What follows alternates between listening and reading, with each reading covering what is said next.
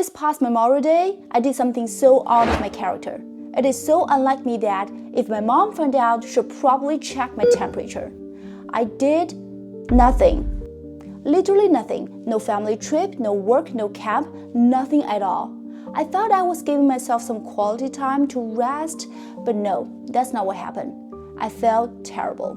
Genuinely terrible. It's almost like I've committed some sort of crime in my head. So sit with me. Let me tell you what happened and why doing nothing turned out to be the hardest thing I've ever done through all the year.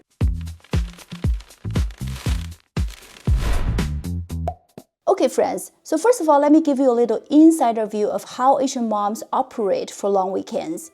We basically have 3 different modes. The first one is called the vacation director. This one is for the family trip. It is the most important and maybe also the most exhausting one. The key word to this mode is memory creating. So you basically spend half of your time create those precious family memories and the other half busy with project managing. So maybe weeks before the long weekend starts, you already start planning. It can't be too far. There are only 3 days. It can't be too close because kids need novelty. It can be too popular because the hotel price could literally go off the roof. It can't be too physically demanding because for Asian families, a lot of time we're traveling with the elderly. And on top of everything, there are millions of logistics details to think about. Snack station, weather forecast, restaurant reservations, and finally, we have arrived somewhere beautiful. It is perfect for the family photo. We take the family picture with timestamp May 25th, 2026, and then post it on Instagram, captioned, "Sweet Memorial Day Memories." Done. Mission accomplished. You're probably exhausted, but everything is well documented. And the second mode is called the competitiveness bootcamp. This one is particularly popular for Asian families. It really depends on what your kids are playing. You can choose soccer camp, basketball camp, chess camp, or math class, piano classes. The strategy is that when other kids are taking a break, this is the perfect timing for your kids to get ahead. We are always catching up. Of course, no one ever talks about what we are catching up to, but we are definitely catching up. And mode number 3, the hard-working dog. This one hits particularly hard if you're working for a fast-paced tech company like mine. Our company, we don't mark our calendar with vacations, we mark our calendars with project deadlines. Like my boss, she lives in China, and a lot of times she did not even realize that I actually had a US holiday until months later. So in this case, long weekend become extended working hours from home. You catch up on presentations, team meetings, finalize those documentations, and since you are at home, why not also do the garage cleaning, window cleaning, all those small projects you never have time to do during the week. Long weekend is the perfect time. This past Memorial Day weekend, I did none of the 3. None. The very last minute, I canceled my trip. The reason was simple. I was tired, literally exhausted. For the past few months, my life was packed with work, coaching, content creation, parenting, and it feels like I have 100 TV shows playing in my head simultaneously, and someone has lost the remote. And also, after posting a couple self-development episodes in this channel, I feel like I could literally practice what I preached. Just chill, just rest. It's very zen, very evolved. Sounds wonderful, right? No, it didn't happen. Here's what really happened. Saturday morning, I was staying in bed, scrolling my phone, and suddenly I was hit by this strong sense of emptiness.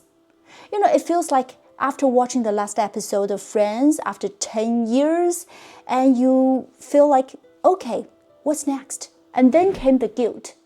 That's even worse. I opened my Instagram.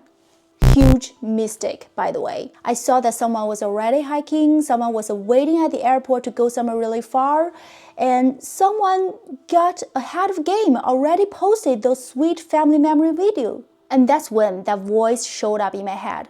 Erica, what are you doing? Why are you wasting this time? You should be getting up and get yourself to work, or at least help your children to work on something. You should. And this is when I realized something deeper. The problem is not that I was not doing anything. The problem was that I don't know how to be okay with doing nothing. You know, Bruno Mars has that song, and he whistled with his giant gorilla dancing at the background. I had no idea how this man turned laziness into a vibe. That was awesome. But to me, doing nothing was like a moral failure. And apparently, I'm not alone. There are so many people feeling the same way that psychologists have given it a name, the leisure guilt. Yeah, it's a real thing. Feeling guilty while relaxing, feeling guilty while resting, feeling guilty while enjoying yourself. And a solid research found out that when working hard was treated as a moral virtue, everything else automatically becomes the opposite. Rest becomes laziness, laziness becomes a sin, and all of a sudden, lying on your couch on a national holiday becomes a betrayal to everything you used to stand for. And this is particularly true for Asian women. We didn't just learn to be productive, we were raised on it, praised for achievement, rewarded for responsibility, valued for being helpful. Our parents didn't have the luxury of a lazy Sunday. Many of them built their life from scratch with relentless work. So when they see us sitting still, it's not judgment, it's fear. And somewhere along the way, we just swallowed this whole concept. Then what do? Here are 2 things I've learned recently, and I'm happy to share with every one of you. Reframe number 1, doing nothing is not doing nothing. Here's something from neuroscience that shifted something in me. A neuroscientist named Marcus Rachel discovered something called the default mode network. It's a system in your brain that activates, especially when you are doing nothing. And here's the twist, your brain is actually more active during rest than during focused work. It's consolidating memories, solving problems in the background, and building your sense of self. So when you feel like you're wasting time on your couch, your brain is actually doing some of the most important work.